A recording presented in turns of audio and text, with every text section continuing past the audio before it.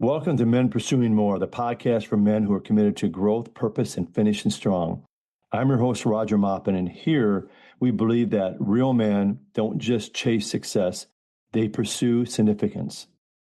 And that means showing up, not just for yourself, but for the people who matter most. Today's episode is part of a special feature on women's health because we believe men have a critical role to play in encouraging, supporting, and standing in the gap for the women in their lives.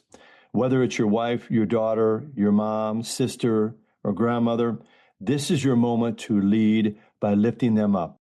Women are carrying so much mentally, emotionally, and physically. Their health matters deeply, and as men, we need to be informed and proactive. That starts with listening, learning, and encouraging the women around us to prioritize their wellness and tune in to this episode. So don't just listen for yourself. Share this episode. Talk about it. Let it spark deeper conversation with the women in your life. Because when women are strong, families are strong, communities are strong. And the men pursuing more, we show up together. This is what leadership looks like. This is what finishing strong looks like. Welcome to the pursuit.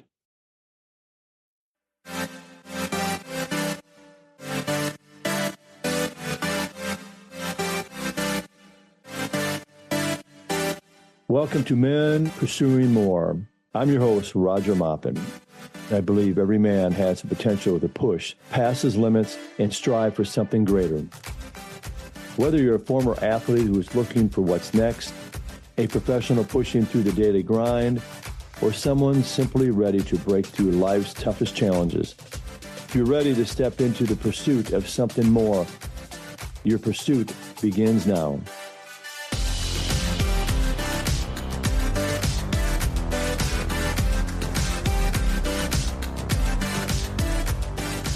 All right, welcome back to Men Pursuing More. I'm your host, Roger Maupin, and today I want to welcome Major Chumley III, Kendra Whittlef, and Sarah Marchio.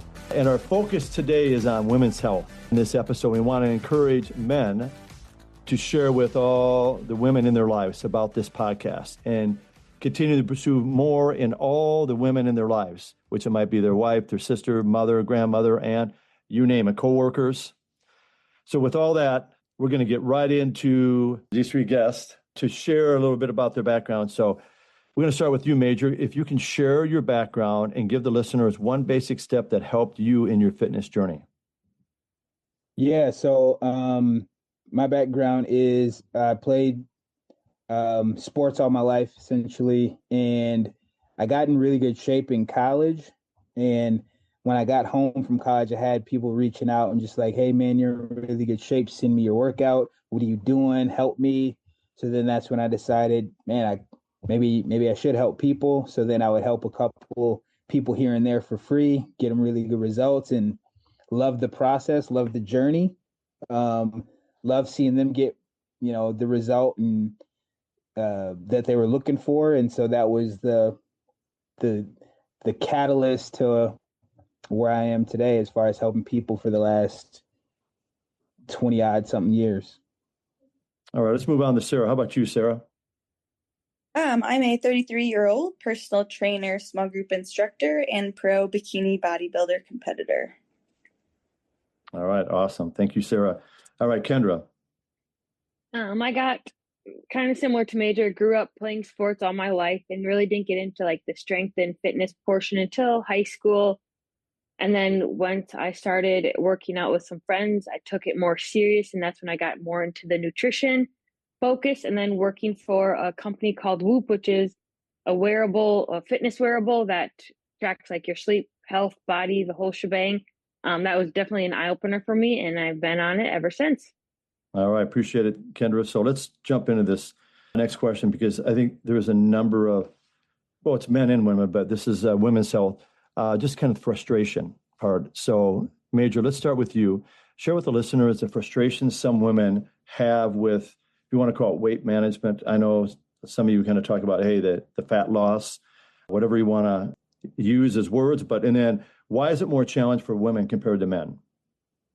Yeah, some of the frustration comes from, you can almost always be doing everything right, so to speak, what air quotes by that, like eating healthy, working out, but your hormones just sometimes won't allow you to see the result or get the result that you're uh, aiming for. So, it just comes down to continuing to do those things right and setting up the lifestyle piece of it. Um, and then on the back side of that, learning or working with somebody, whether it's your doctor or a coach, like myself, with optimizing the hormonal side of it and kind of zeroing and narrowing everything in and dialing you in, so to speak, and taking you to that next level. All right, I appreciate that, Major. We'll get more into that further into this podcast. So, Sarah, how about you? What might be some of the frustrations that women have? I think there's a lot of misinformation or changing information that we get from social media, from the internet, from our doctors. Eggs are good, eggs are bad.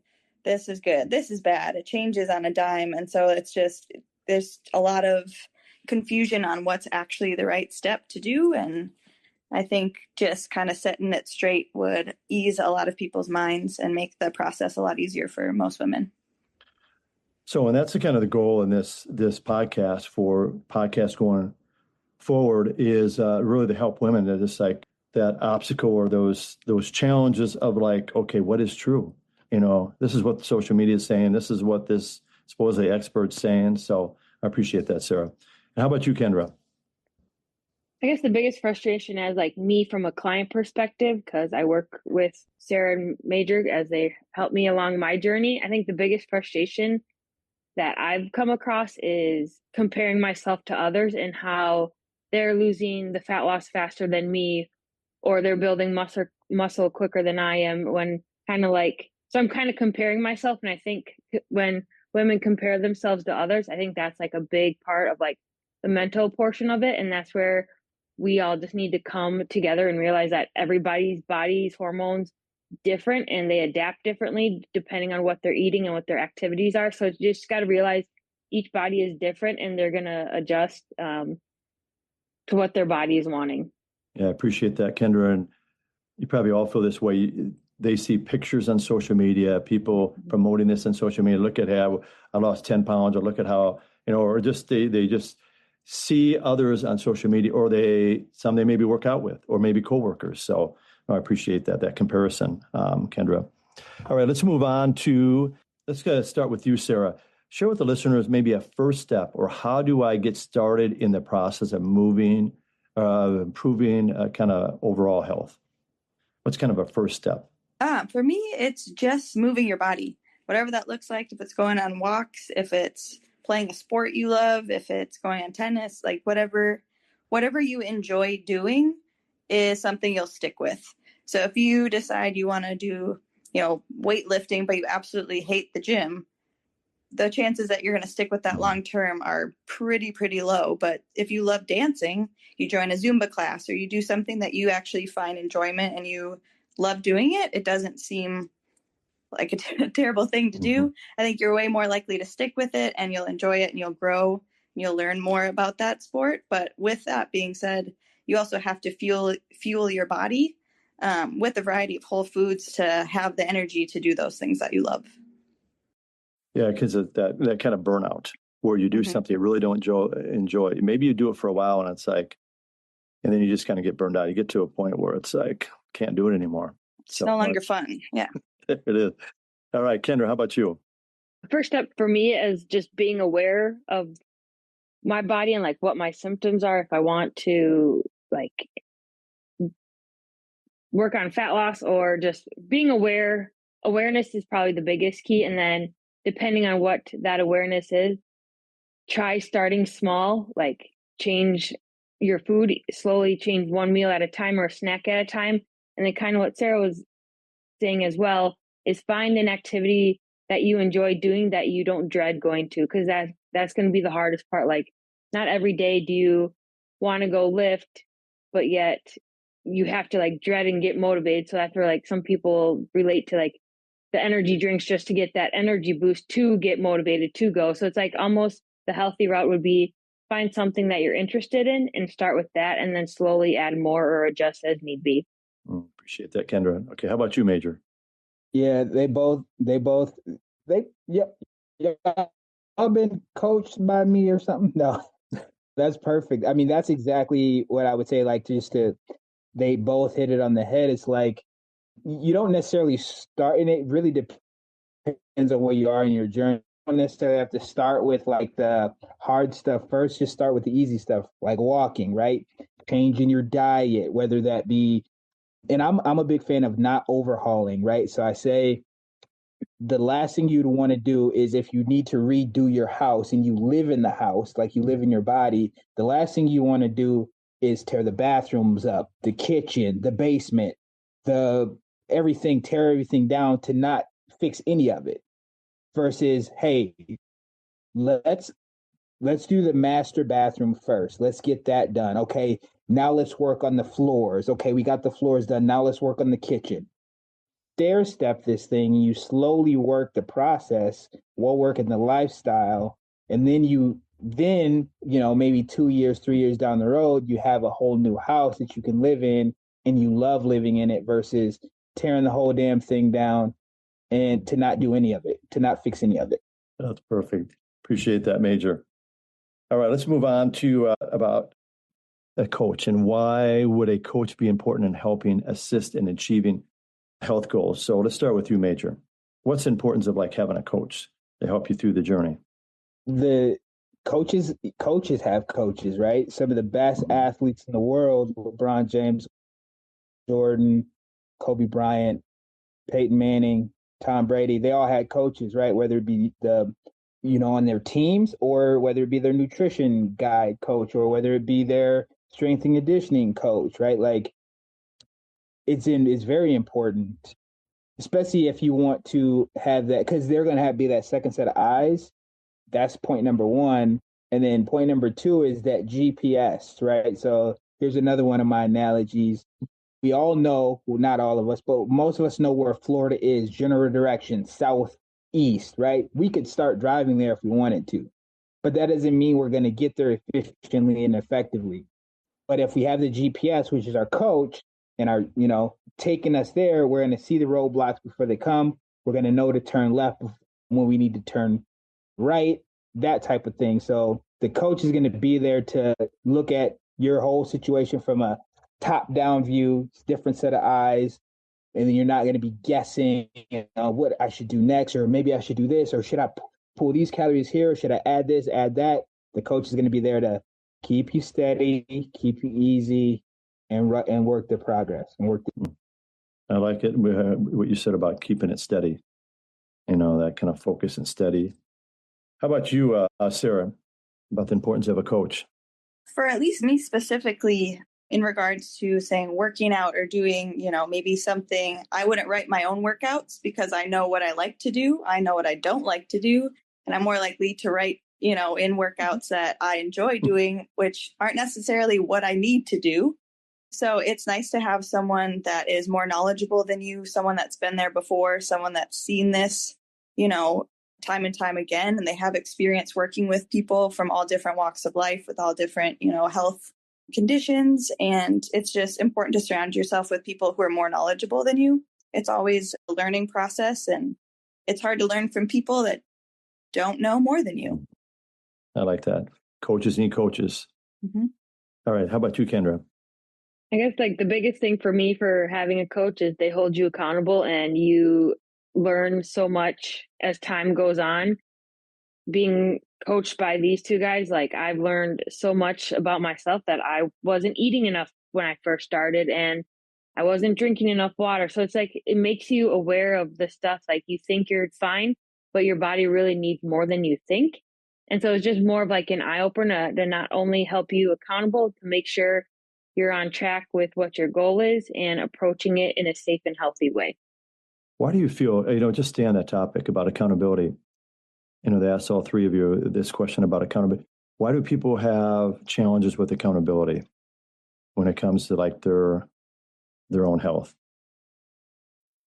People have challenges with accountability because naturally as humans, right? Our bodies and our minds, we're always thinking the easiest path of resistance, right? So like even if you have an injury, your body's going to compensate, right? It's not going to want to work through it. It's going to compensate to make that movement, whatever it is, easier. So now you're going to, kind of pull on something else because, right, that's what the body naturally wants to do. So us as humans, we naturally are going to want to take the easier route, right? Now you can willpower your way through it, right? But our bodies, right, that's like a type A person, but our bodies naturally want the easier path of resistance, right? So we're going to write checks, or we'll say, like, you might tell somebody like, hey, you just gotta, go through it and do the thing. But like we won't tell ourselves that. We'll tell somebody else that. So we write get out of jail free cards to ourselves, like, oh, I was just busy and I just didn't have time, this and this and that. But if someone were to tell you that, you'd kind of be like, well, what do you mean you didn't have time? Like you were on if I looked at your phone, you had 3 hours on Instagram. If you looked at your phone health, right, it's 3 hours on Instagram, an hour here on Facebook, and this and that. So we write ourselves get out of jail free cards, but then we want to hold other people accountable. Appreciate that, Major. So, anything else you want to add, Sarah or Kendra, or we'll just kind of move on to the next question? Go ahead, Sarah. Say for me personally, accountability can be hard. Excuse me. Especially like Kendra was saying with social media and comparison. And it's really easy to see all of these perfect bodies online and think, wow, it must be so easy for them. Why does it feel so hard for me? And then you just kind of get in a downward spiral of maybe I'm not cut out for this. Maybe, it's just not my body type. Maybe that's just not for me. And instead of, comparing what people's, highlight reels are, which is a lot of times not their real life, it's kind of like more of a shameful thing, it can feel like. And it's like, wow, maybe I can't do this. But then you have a coach or someone that's showing you how you can do it and you can work through it, and they're there to help you and to coach you and to make sure that you do succeed. And so I think it's helpful to not feel alone in that journey, because that can be very isolating and very lonely. And I think, it takes a village. You were made for more clarity, more confidence, more impact. At Maupin Coaching, I help high school and college athletes master the mental game and guide men into purpose-driven leadership. Grab the sports book, rock that merch coming soon, and step into more at maupincoaching.com. What kind of, Major, let's start with you. What basic blood test should someone ask for the check for their hormone health? And how often then should they do it? Where do they go? Do they go to a clinic, or can you share that with us? Yeah. So I would say start with your doctor. I say that because usually that can be through an insurance type situation, but I would have like a list of blood work as far as markers to get run. And if you're above 30 and your doctor's not willing to run these labs, not third party labs, but you can go to Life Extension and get them run. You can go through me. There's so many different workarounds if your doctor's not willing to run these labs, but you're going to want because they're going to run like your basic metabolic panels, like your red blood count, white blood count, which are all important. But the big movers, the big rocks, your sex hormones, your progesterone, your testosterone, your estradiol, your thyroid, they might only run TSH, which is thyroid stimulating hormone. That's the main one that they run and the only one that they run. And that's one of the markers to tell if you have a optimal functioning thyroid. However, that's like a family of 7 people, because there's like 6 other markers you should run along with that. So that'd be like saying, hey, is this a good looking family? But everyone's face is blanked out except one person. Well, you can't really say, yes, that's a great looking family because we didn't see everybody else. So that's just an example. So you're going to want a full panel run. You can get that done through your doctor, depending on if they want to run it. If not, you can go through Life Extension or Practitioner Depot, which I'm a part of, which is for your functional coaches. And the process is you go in, you purchase the lab. You go to a clinic, they run the results. You go to a blood draw, they run them, and then they email them to you within a week or two after you get them run. And you can have your doctor review them. You can have the lab company review them. They even review them for a small fee. I do the same thing. So there's so many different ways that you can take your health into your own hands, and that would be the way, is getting them run yourself. And that'd be like on another episode. We can go a little even deeper into that too. It's a great topic. So how about you, Sarah? If you want to add anything to it or what he shared? I just did the blood work that he suggested for me, and it was very eye-opening. So we went through the route of Life Extension. I just went online, purchased full comprehensive weight loss panel, went into a clinic, down the street. You could pick any clinic, that associated with them. They draw your blood, emailed the results to Major, and boom, we had some great results. And with that data, we're like, oh, wow, there's a lot of things that we can look at that I was unaware of and that explain a lot of my symptoms. I appreciate you sharing that. And Kendra, how about you? Yeah, kind of just following what Sarah and Major said. I pretty much did my blood test through Life Extension and got them back within, I believe, like 2 weeks. Definitely eye openers from when I first started, but I do them about every 6 months, and the more consistent you can stay with that, staying on top of it to see your progress, you're off to a good start. Appreciate that, Kendra and Sarah and Major. So sharing about that, and that'll be a topic I think we can even go into even more detail the next time. Well, let's move kind of toward that metabolism and muscle metabolism. Share with the listeners about the importance of like metabolism and muscle metabolism. And Sarah, can we start with you regards to like recovery, but like your metabolism and kind of muscle metabolism? Absolutely. So a lot of different thoughts on metabolism, not talked about. It obviously starts in the gut. A lot of people don't realize if they have gut issues that it will affect the entire body. So that is one thing to just pay attention to. But your BMR, or your basal metabolic rate, which is kind of the rate at which your body uses energy just to function, to breathe, to process, any food. And if you're laying in a coma, basically, that's the amount of energy you need to survive. That's going to be dependent on the amount of lean muscle mass that you have. So the more healthy, strong, lean muscle mass you have, the more energy you burn at rest. So when you're looking at a fat loss journey, that's why it's really highly suggested to start lifting weights or do resistance training, because the more muscle you're building, the more you're going to continually burn existing. Appreciate that, Sarah. Let's move on to you, Major. What would you like to kind of add to it? Yeah, so your metabolism and your muscle metabolism, it's kind of everything, right? Because that's your energy system, right? So a lot of people don't realize that your muscle is your metabolism, right? So you have to build lean tissue for your body to want to work properly, right? So like if you're having low energy and like these side effects, like not sleeping well, that's a sign right there that your metabolism is on the sluggish side. In order to fix these things, you got to kind of start at ground zero, right? So like sometimes the doctors just be like, well, just get better sleep. Well, it's like, well, I can't get better sleep. Well, just build more muscle. Well, I can't build more muscle, right? So it's like, you want me to do these things that I can't do right now.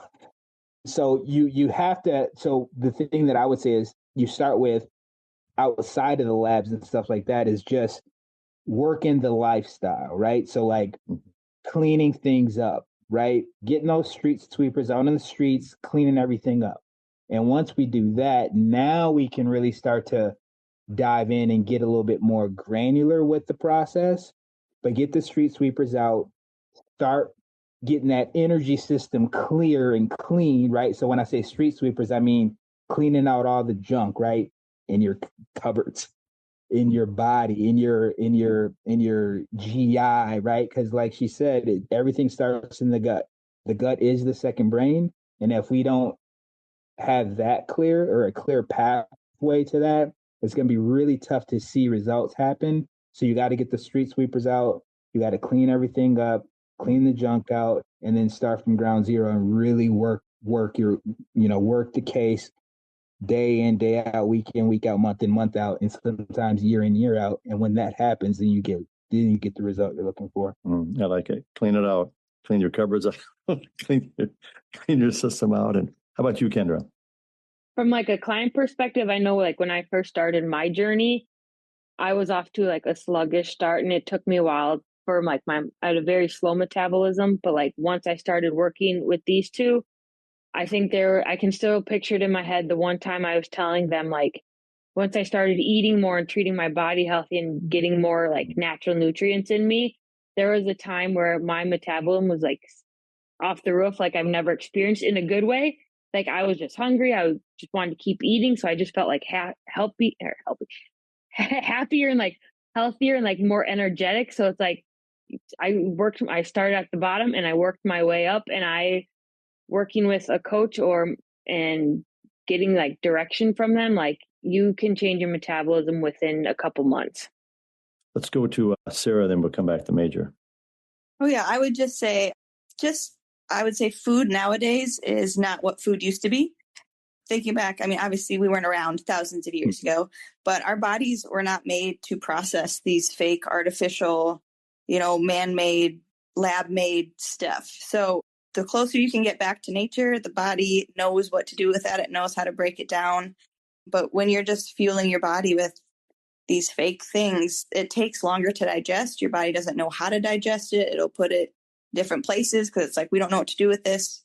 And so I would just really, really focus on getting those whole foods and just kind of going back to what's, if it has more than, 5 ingredients, or if you can't pronounce the ingredients, if you don't know what they are, you probably shouldn't be putting it in your body.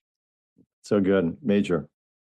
Yeah, that's Kendra and Sarah both nailed it, because it's like Kendra said, she had to build her metabolism, right? So that's the thing, is like you'll ask so many people like, oh, what is your diet? Like, what do you eat? How many calories? A lot of times they don't know, which is fine, but you don't realize that you're under eating, right? And when you under eat, you don't actually have the ability to build your metabolism, right? Because if you're under eating, you don't have the energy there. The sources aren't available, right? So you have to have something to build on, right? So you can't have energy on 800 calories. And then as far as the food source, right? The fruit, right? Like I hear people, like when you mention fruit, they're like, oh, I can eat fruit. It's like, absolutely you can eat fruit. Well, I thought fructose was high fructose, right? That's the man-made stuff, the laboratory stuff. But fructose from fruit sugar, that's got fiber, carbohydrate, natural sugar, and protein. The body knows what to do with that. But in this world of what's good, what's bad, you turn on the TV, you turn on the internet, you hear one thing, and then you hear the next thing in the next minute. There's nothing wrong with fruit. I don't care if it's a higher carb fruit or if it's a low carb fruit, whether it's berries or bananas. Fruits are fruits. The body knows how to use that. And our bodies are on ancestral time, right? Our bodies aren't made in labs yet, but our bodies are on ancestral time. So our bodies are still on 2,000 years ago, not 2025, as far as like, you can just, decide, hey, we want this body to do this thing. No, it still has to go through the process, right? It still has to be bioavailable for our bodies. So after this podcast, I probably shouldn't stop by McDonald's and get a hamburger and fries. No. Certainly not. Certainly not. I mean, you can, but I can. Yeah, that's right. All right, let's move on. I've, and probably the last couple months leading up to this special feature, this Women's Health, I've talked to many women, and I've kind of asked, what was one topic? Let's just keep this brief, because this could be a whole another episode. And most women I talk to mentioned this about menopause, post-menopause.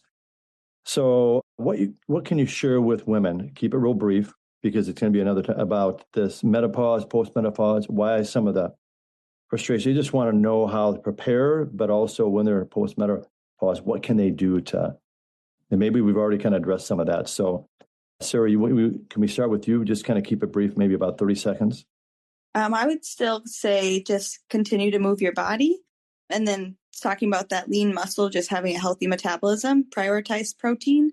It doesn't have to be, eating a whole rotisserie chicken, but just making sure that you're consistently having, about 25, 30 grams of protein with every meal that you're having to keep yourself full, to keep your muscles full and active. And I think that's going to fuel you long term, and that's just going to keep you healthy. Okay, appreciate that, Sarah. How about you, Kendra? Start as soon as you can with changing one habit at a time, whether that's doing more movement or changing out your eating. The sooner you can start that, the better your body will be as you get up there. All right. How about you, Major? Just kind of keep it real brief, about a 30-second. Yeah. Don't start too late, right? And if you're in those years already, it's never too late to start. If you're not in those years, start now, because you're going to set yourself up for a better outcome once you do get in those moments. And there's so much options out there now to manage it better. And we'll talk about that in other episodes, but start now. It's never too late. And just work the lifestyle. Just think about lifestyle. I like that, lifestyle. All right, let's move on to kind of best advice. So, Kendra, let's start with you. What is the best advice that has ever been given to you, or some advice that has stuck with you regards to health? Why was it, and who maybe gave it to you? I'll never forget it. Growing up, it's like my uncle's famous line, and I've told these two before, and they always laugh at me for it. But my uncle would always tell me, if you work out, everything will work out. So whether you start small with one change at a time or go for something big, just put your heart and soul into it and know that there's better change at the end of it all. You'll have a better outcome. All right. It'll work out. Love it. Major, how about you? No one specifically told me this, because I'd know Bruce Lee if that was the case, but Bruce Lee, a lot of people know him as a martial artist, but he is actually known as a philosopher. And he would say, absorb what is useful, discard what is not, and then add to what is uniquely your own.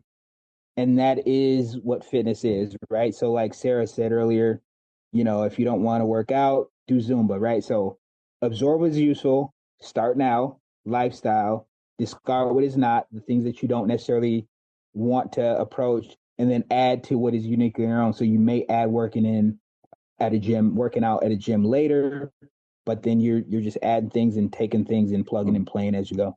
Love it. Appreciate it. Sarah? Mine was kind of a twofold. The first one was by Major here. When I met him, I was working out, I'd say 6 times a week. I did not like to rest. I was like, why would I waste my time resting when I could be working out and building muscle? Not realizing that you can't build muscle when you're breaking down muscle, which is essentially what you're doing when you're working out. You're, having micro tears in these fibers, and you really need to focus on recovery in order to build that muscle back up to actually have the strength and to utilize it. So he reduced my workouts to 4 times a week. And I was like, there's no way I could do that. That's absolutely insane. And here I am about 2-3 years later, still 4 days a week, focused on recovery, and I could not be happier. But in general, I would say knowing that it's a long-term plan. I don't have an end date. There's not okay, 3 months from now, I'm going to be here. This or this. It's nope, every day I wake up and I choose healthy movement, sleep, recovery, repeat. Because I know this is what I want to do the rest of my life. So I want to stay in a healthy place. I don't want to overdo it. I don't want to overwork out. I don't want to undereat. I want to maintain my health long term. I appreciate that, Sarah. So we're going to kind of wrap this up in the next minute. So appreciate your willingness to be on this podcast. Major, Sarah, and Kendra, just give us some final thoughts. And I just want you to take about 20 seconds. As final thoughts you want to leave with women and with men who are listening to share this with the women in their lives? And then just where can people find you? Let's start with Sarah. I would say don't be afraid to ask questions. Don't be afraid to reach out. Don't be afraid to, I think a gym could be intimidating for a lot of people. And, I was afraid to step foot in a gym, to be honest. I was afraid to lift weights. And you think it's a really intimidating process, but in the gym community where we're at, it is so supportive. Everyone is encouraging everyone. I wouldn't say a ton of comparison. It's just people ask, they see what you're doing, and then they want to learn too. So it's a nice community of just building each other up. And so I think once you find that community, you realize that, oh, wow, this is a bunch of people just all wanting to better themselves. And, it's a great thing to be a part of. Appreciate that, Sarah. Major, 20 seconds, go. Yeah, consistency over perfection. You don't need a perfect diet or a perfect workout plan. You just need repeatable systems. Sleep well, eat real, move often, breathe deeply, and laugh more. Awesome. Appreciate it, Major. Kendra, 20 seconds. Go. Just know you're not alone in this, and everybody has been through it all just like you have. So one day at a time, and you'll be up there like no other. All right, that's a wrap with Major Chumley III, Sarah Marchio, and Kendra Whittlef. And I want to thank you for being part of this special episode of Women's Health. And this is Men Pursuing More podcast. Hey, thanks for listening to Men Pursuing More podcast. Don't forget to follow us at maupincoaching.com.